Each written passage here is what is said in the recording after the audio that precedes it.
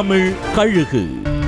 இவரு அறிவாள் சுத்தியல் நட்சத்திரம் வேட்பாளரா இல்ல அறிவாலய வேட்பாளரான்னு வருத்தப்பட்டிருக்காங்க தோழர்கள்.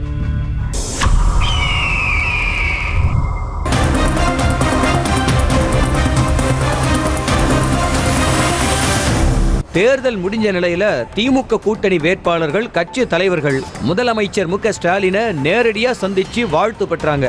கம்யூனிஸ்ட் கட்சி சார்பில் முத்தரசன், பாலகிருஷ்ணன் போன்ற தலைவர்கள் எல்லாம் முதலமைச்சரை சந்திச்சு வாழ்த்து பெற்ற நிலையில கம்யூனிஸ்ட் கட்சிக்காரர்களோட வராம திமுக அமைச்சர்களோட வந்து முதலமைச்சரை சந்திச்சு வாழ்த்து பெற்றிருக்காரு மதுரை மார்க்சிஸ்ட் கம்யூனிஸ்ட் கட்சி வேட்பாளர் சு. வெங்கடேசன்.